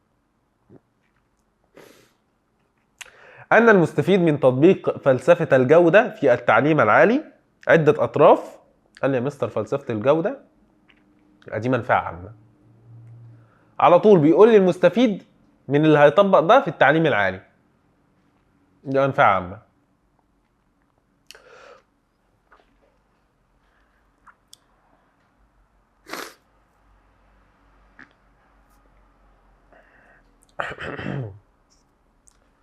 كتب صديقك ودون شروط الالتحاق ودون شروط الالتحاق بالعمل في الجامعة حتى يتثنى له العمل كمدرس.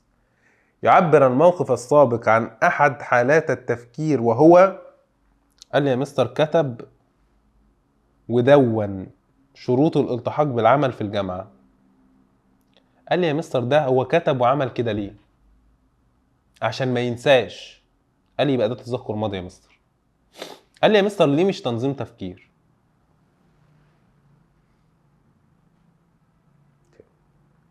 كتب صديقك ودون شروط الالتحاق بالعمل في الجامعة حتى يتسنى له العمل كمدرس. يعبر الموقف السابق عن أحد حالات التفكير وهو.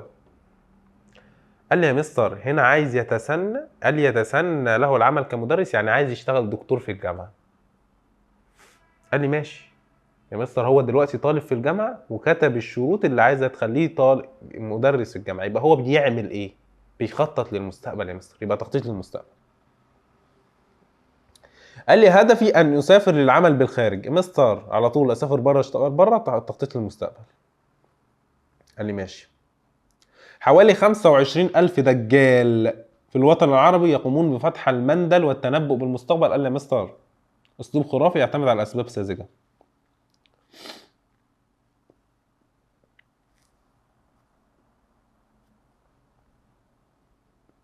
يستطيع صاحبه استيعاب الحقائق الجديدة واختبار صحتها عن طريق المنهج التجريبي.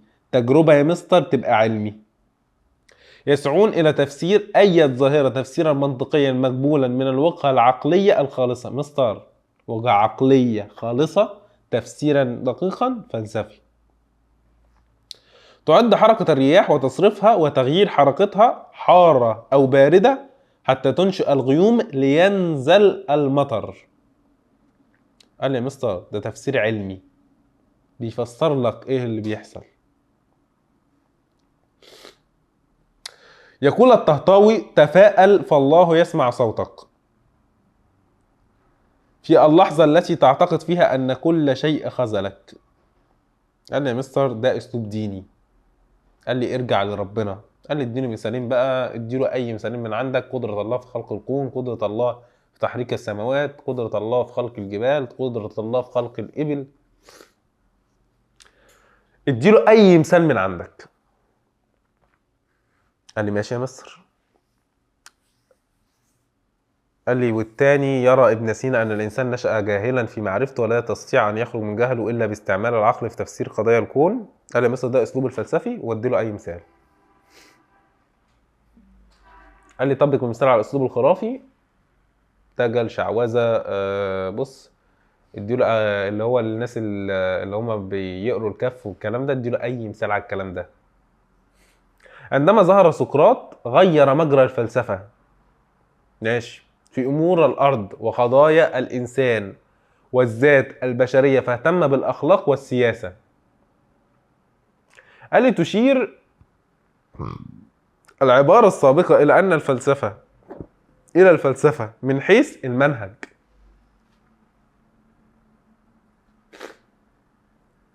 بيقول لي الفلسفة اتغيرت ازاي. قال لي العلم بلا فلسفة تدمير. العلم بلا فلسفة تدمير، والفلسفة بلا علم خرافة. قال لي ماشي. يبقى قال لي يا مستر من غير ما ابص في علاقة تكامل بين الفلسفة والعلم، وده احنا قلناها في الشرح. تعتمد الفلسفة في دراستها المشكلة الخير والشر على المنهج التأملي. احنا قلنا التأمل والعلم التجربة. لقد أنزل سقراط الفلسفة من السماء إلى الأرض، يعبر ذلك عن علاقة الفلسفة بالحياة.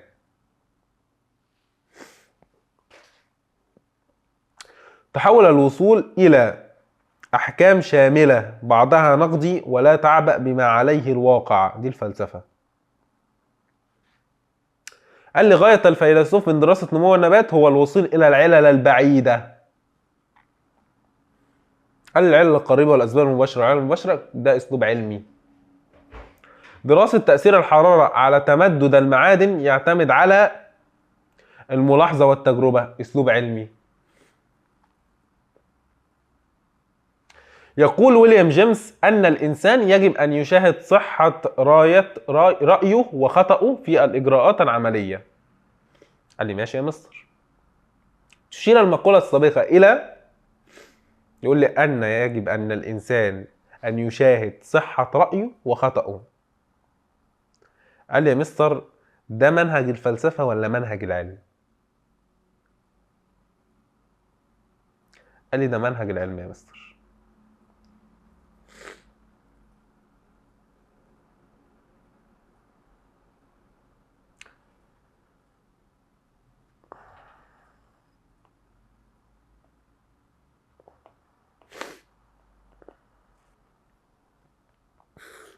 يقول ويليام جيمس أن الإنسان يجب أن يشاهد صحة رأيه وخطأه. يعني يا مستر عايز يوصل للحقيقة. تشير المقولة السابقة إلى غاية الفلسفة. الفلسفة بحر ليس ككل البحار، نجد الهلاك في شطائه ونجد الأمان في أعماقه. قال لي يا مستر ده موضوع الفلسفة. يستهدف وصف الظواهر وكيف تحدث ويبحث في كيفية حدوثها. تشير العبارة السابقة إلى العلم. قال لي ماشي يا مستر. العلم هو ما تعرف، والفلسفة هي ما لا تعرف. تشير العبارة إلى الاختلاف بين العلم والفلسفة في الموضوع يا مستر.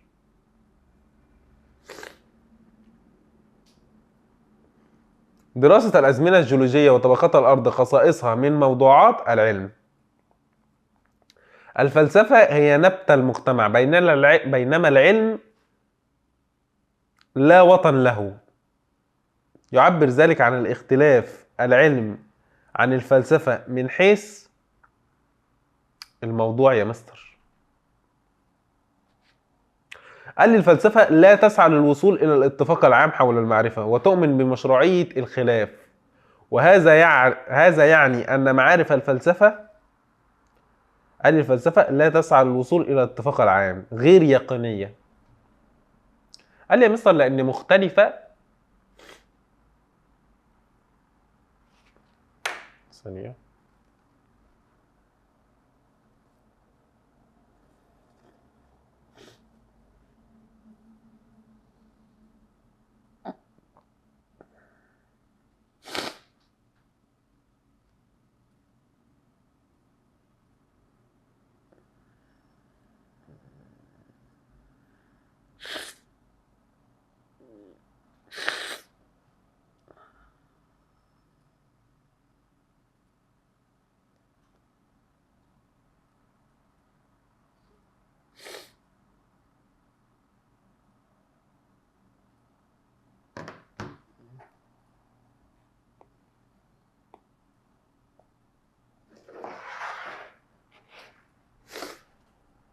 الفلسفة لا تسعى للوصول إلى الاتفاق العام حول المعرفة وتؤمن بمشروعية الخلاف.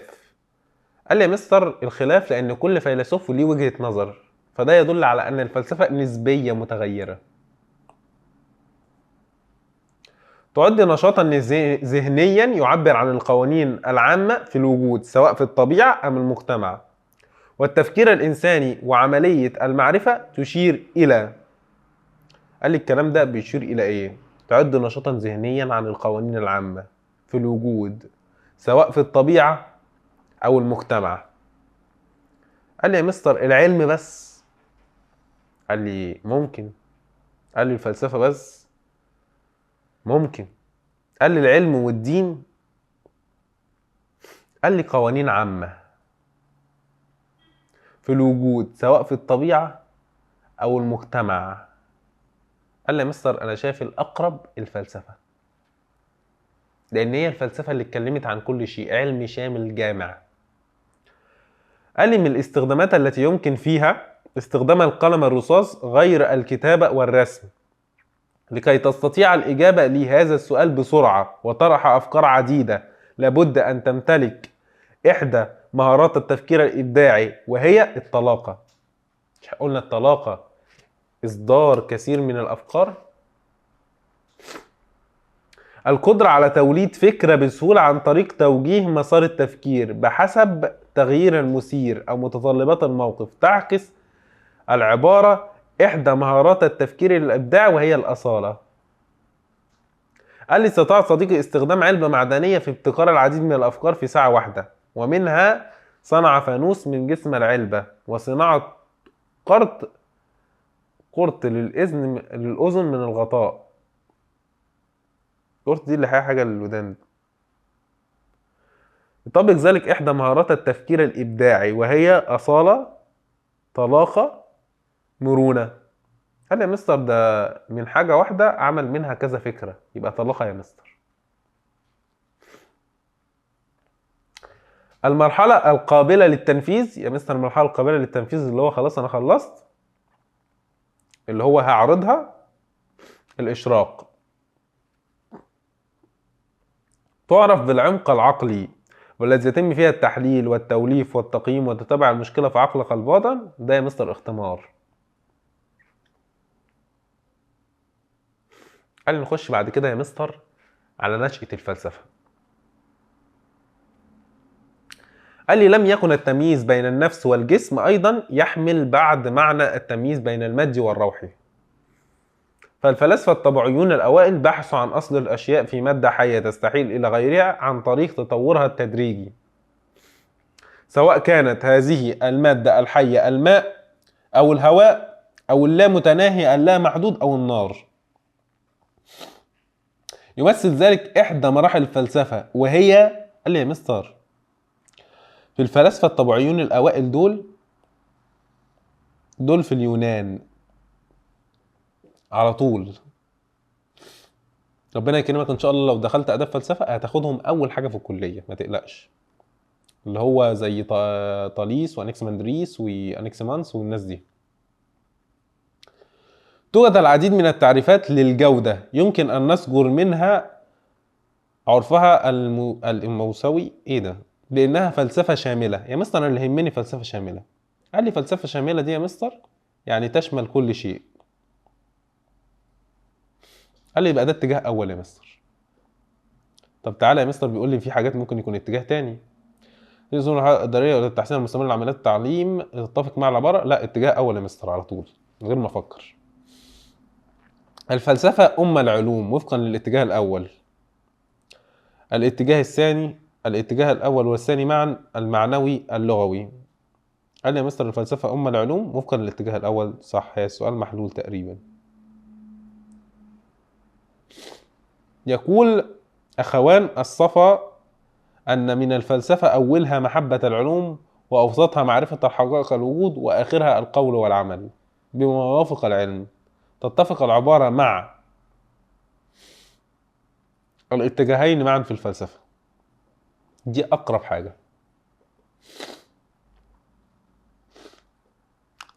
يقول دكتور محمود أمين أو دكتور أحمد أمين أن هذه الكلمة في الأصل تطلق على من كمل في شيء عقليا كان أو ماديا فأطلقوها على الموسيقى والطاهي والبحار والنجار إلخ. تجسد العبارة مفهوم، قال لي الفلسفة اصطلاحيا. قال لي يا مستر من كمل في شيء عقليا. قال لي يعني من فكر في شيء وغير فيه. قال لي فأطلقوها على الموسيقي والطاهي والبحار والنجار. قال لي يا مستر إن أصلا إن الإنسان يفكر، وتعريف الفلسفة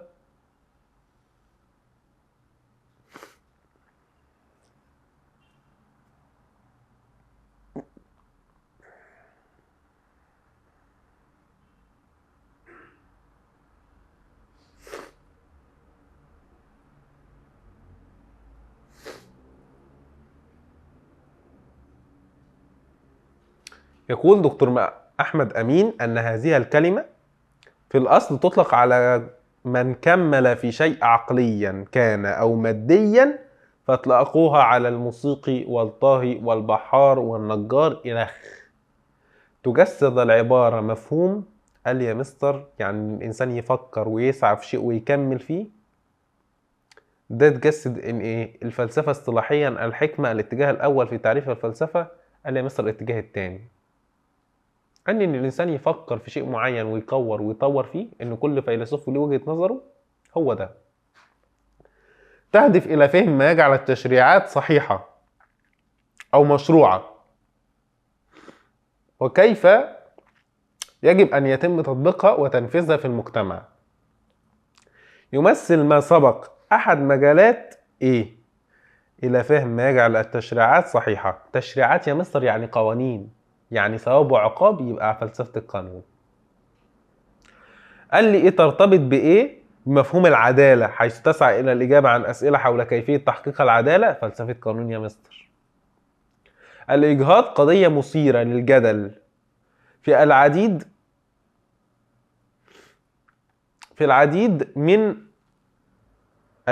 المجتمعات. في بعض البلدان يعتبر الاجهاض حقا مباحا، بينما في دولة اخرى يعتبر جريمة، ويختلف الناس حول ما اذا كان يجب السماح به او تقييده بناء على قناعاتهم الاخلاقية والدينية. يمثل الموقف السابق احد مجالات البحث الفلسفي. قال لي والله يا مستر فلسفة التاريخ ما تنفعش. قال لي فلسفة الدين ما تنفعش. قال لي فلسفة القانون بيدينا شهادات، يبقى أقرب حاجة فلسفة الأخلاق اللي هي الأكسيولوجيا.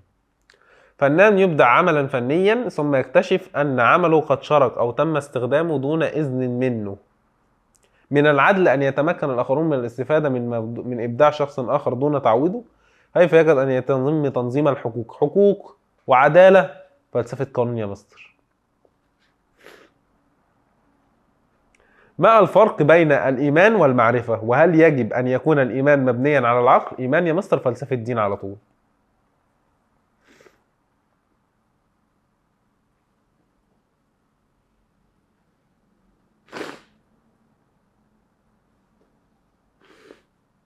قال لي نخش بعد كده يا مستر على العصور الفلسفية أو الموقف الفلسفي والعصور. فقد سعى هذا الفيلسوف إلى تحطيم المفاهيم الأساسية للفيزياء القديمة، وسحب الآلية على الظواهر البيولوجية بما في ذلك الجسم الإنساني. قال لي يا مستر ده اللي عمل غير وبيوتيكا وتناسخ وكلام من ده العصر الحالي يا مستر أو الراهن. كان ابن طفيل سببا في شرح ابن رشد لفلسفة أرسطو، وقد ساعده على تأليف كتاب الكليات في الطب. تميز بآرائه في الفلك، وقيل إنه كان طبيبا بارعا. ضمن آرائه الفلسفية كتابه المشهور حي ابن يغزان، المصنف الوحيد الذي عرف عنه لقلة إنتاجه في غزارة عمله، وفيه بسط مبادئ الفلسفة المشرقية وبين اختلافه عن فلسفة الإسلام في مسائل عديدة، مما جعله فيلسوفا متفردا. قال لي مستر ابن رشد ده اللي عمل كتاب فصل المقال؟ قال لي ماشي. قال لي يا مستر ده في العصر الوسيط، عصر التوفيق ما بين الفلسفة والدين، لأن بيقول لك فلسفة الإسلام والكلام ده يبقى في عصر التوفيق بين الفلسفة والدين. قال أحد الفلاسفة أن على البشر أن يفهموا أنفسهم أولا قبل أن يفهموا العالم. قال يا مستر بيقول لك وأن التفكير العقلاني هو الطريق الصحيح. قال يا مستر ده عصر حديث، زي ما اتكلم عنده ديكارت. قال لي اهتمت الفلسفة بقضية القتل الرحيم. قال لي قتل الرحيم واستنساخ عصر الراهن. على طول شايف أنا عايزك تحل بنفس الطريقة اللي أنا بحل بيها دي. يقول باولو كويلو الملل ليس في العالم بل في الطريقة التي نرى بها العالم. دي على طول يا مستر من غير ما نبص نرى نظرة أحادية للأمور. يقول باولو كويلو انخرط في الحياة إن كنت حيا ترزق. حرك ذراعيك، اقفز، احدث جلبة، اضحك مع الآخرين وتحدث إليهم، لأن الحياة هي بالضبط نقيض الموت. الموت هو المكوس للأبد في الوضعية نفسها. إن كنت كثير المكوس فأنت لست في الحياة. قال لي تناقض هذه المقولة أحد تحديات الموقف الفلسفي. قال لك يعني حاول تغير وتطور وتعمل، يبقى ده مصدر الخضوع للمألوف والمعتاد. لا يا مستر.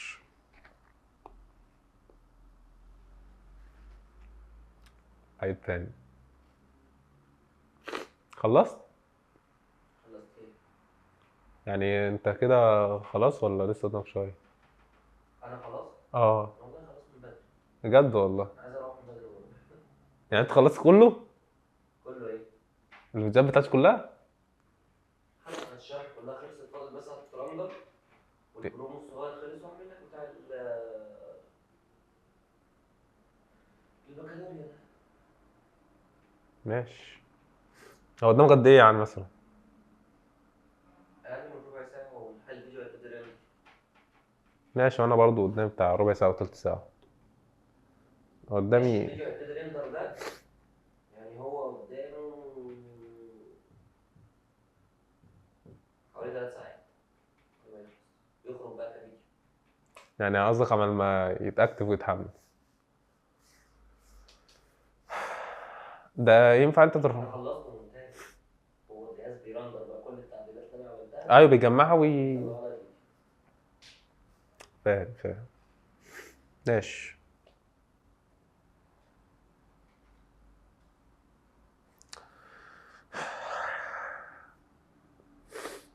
يقول باولو كويلو: انخرط في الحياة إن كنت حيا ترزق، حرك ذراعيك، اقفز، احدث جلبة، اضحك مع الآخرين وتحدث إليهم، لأن الحياة هي بالضبط نقيض الموت. الموت هو المكوس للأبد في الوضعية نفسها. إن كنت كثير المكوس فأنت لست في حياة.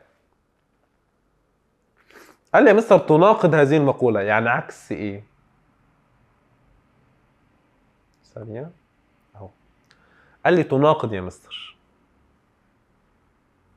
هو بيقول لي دلوقتي إن كنت حي ترزق، اقفز، احدث جلبة، اضحك، اعمل كذا، يعني غير واعمل واسعى وحاول تغير. قال لي يا مستر ده بيدل على ايه؟ ده عكسه ايه؟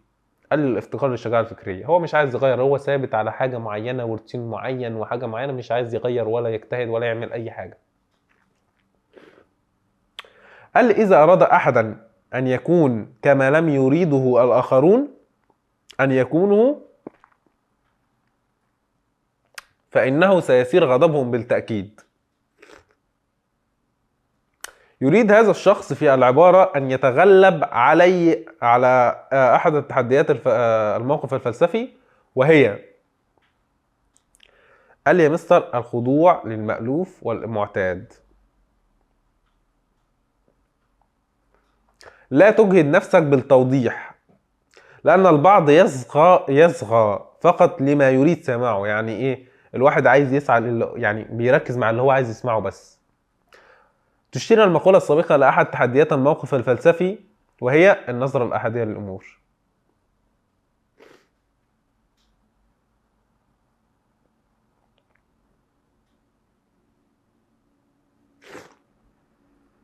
لقد أدرك هوبز بأن الناس سئموا حالة الحرب والقتال، ولذا فإنهم لم يجدوا حلا ألا التنازل عن حقوقهم الطبيعية إلى الدولة. تشير المقولة السابقة إلى أحد تحديات الموقف الفلسفي، وهي الخضوع للسلطات.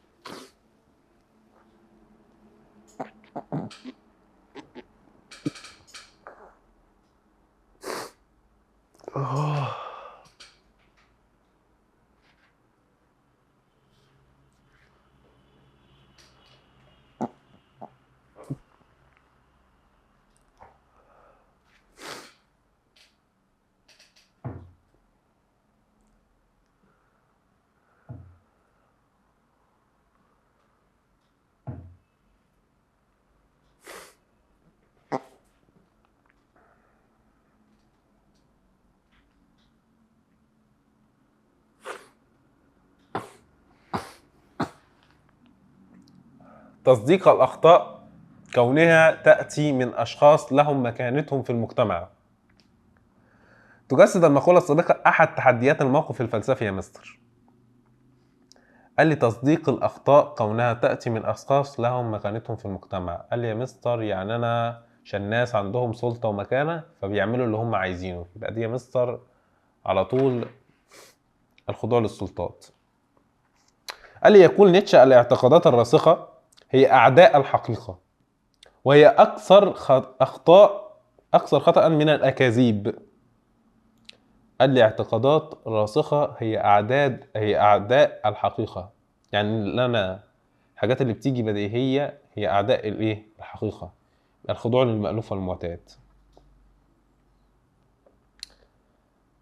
قال لي يقول مصطفى السباع الذي يجهرون بالصواب عند طوفان الخطأ هم الرجال الذين يقوم البناء على عقولهم وكواهلهم معا.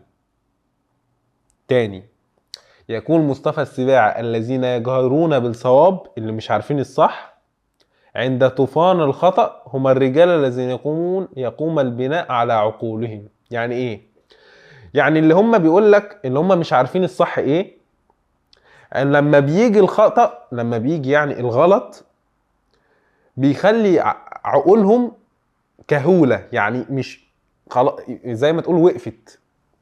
قال لي تخالف العبارة ايه؟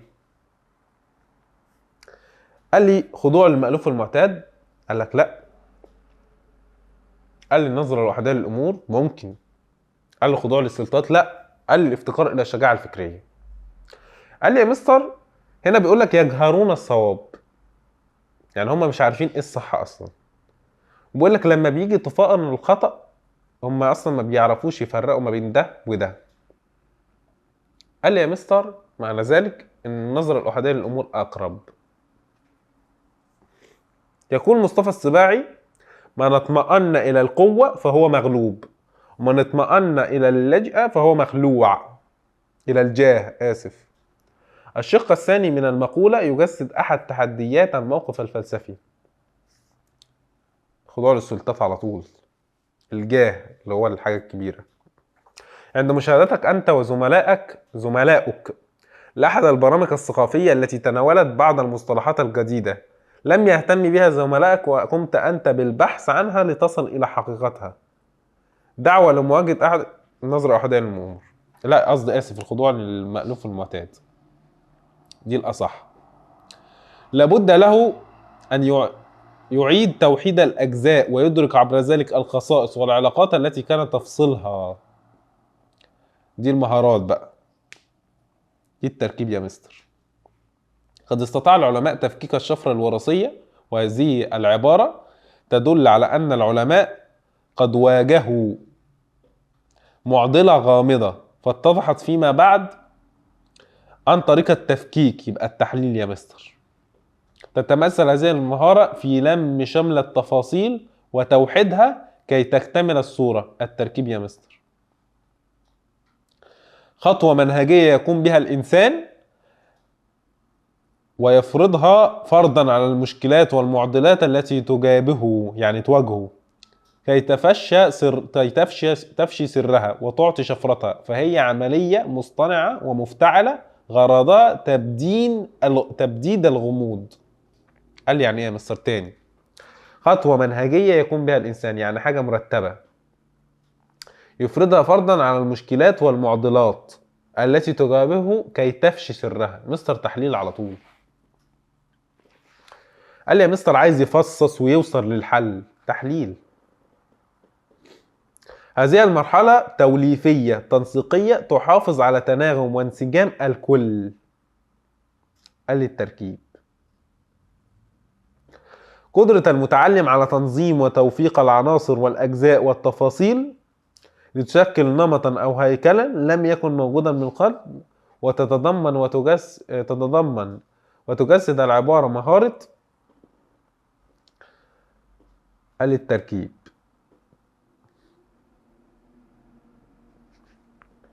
قال نخش على كده يا مستر أهمية الفلسفة، إذا كان بالنسبة للإنسان أو بالنسبة للمجتمع.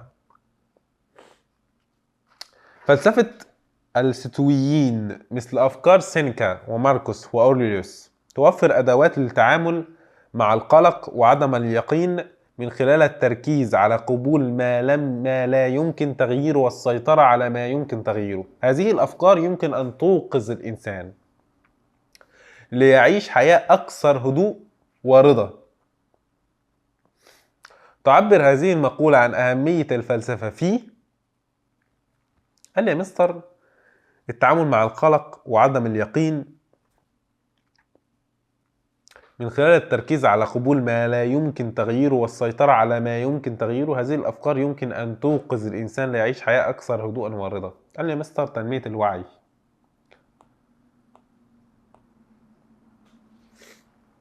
فلسفة الأخلاق مثل تلك التي قدمها جون ستيوارت ميل في سياق النفعية تدفع الأفراد للتفكير في كيفية تأثير أفعالهم على الآخرين والمجتمع. هذا الوعي يمكن أن يحفز الإنسان للعمل من أجل تحسين المجتمع وتقديم الخير. تعبر هذه المقولة عن أهمية الفلسفة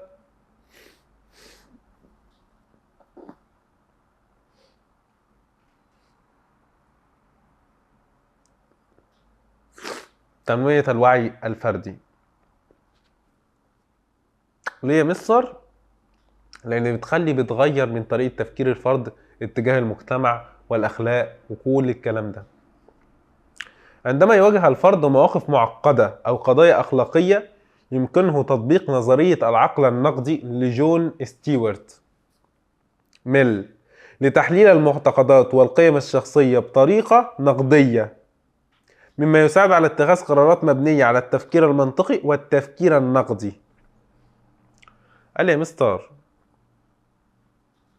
قال لي مواقف معقدة وقضايا أخلاقية حل مشكلات على طول.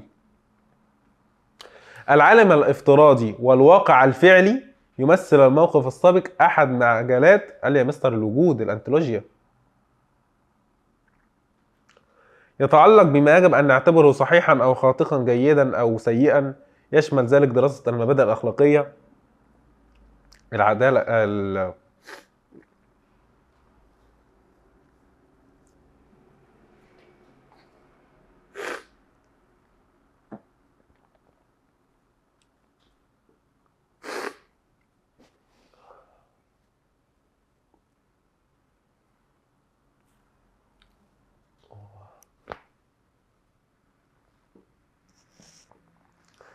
يتعلق مبحث إيه بما يجب أن نعتبره صحيحا أو خاطئا جيدا أو سيئا، يشمل ذلك دراسة المبادئ الأخلاقية. أخلاق يا مستر يبقى أكسيولوجيا على طول.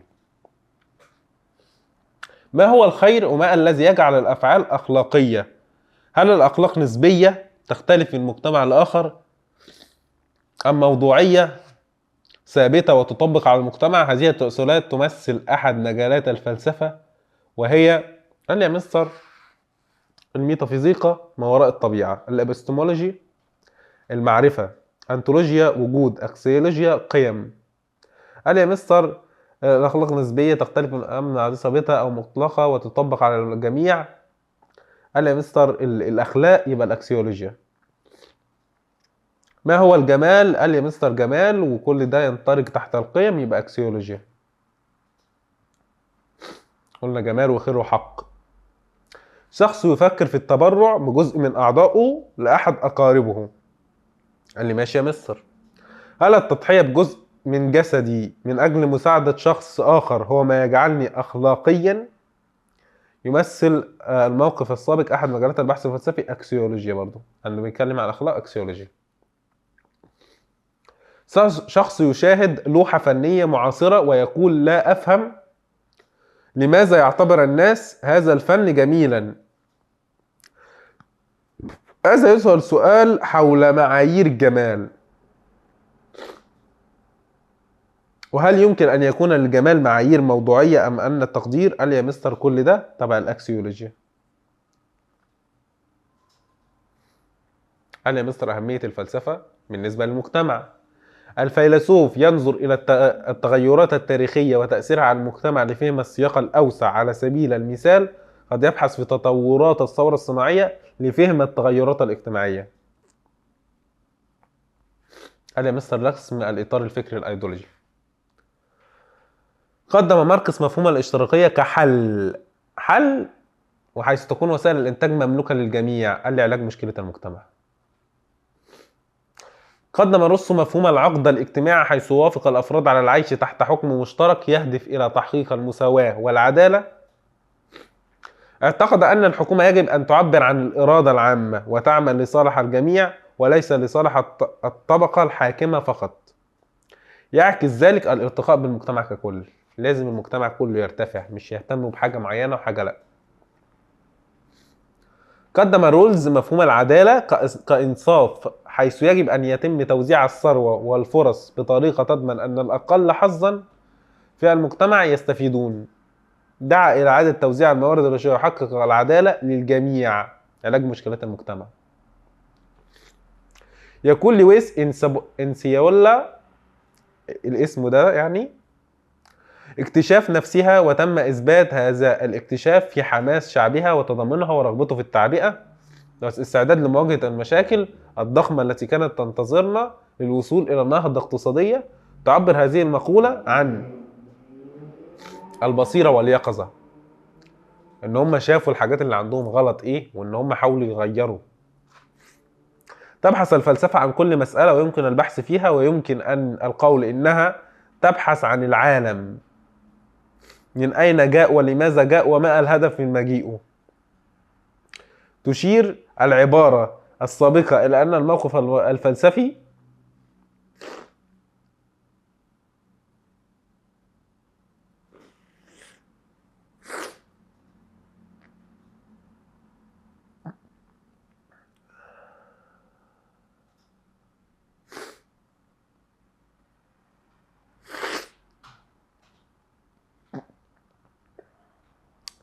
تبحث الفلسفة عن كل مسألة يمكن البحث فيها، ويمكن القول إنها تبحث عن العالم من أين جاء ولماذا جاء وما الهدف من مجيئه.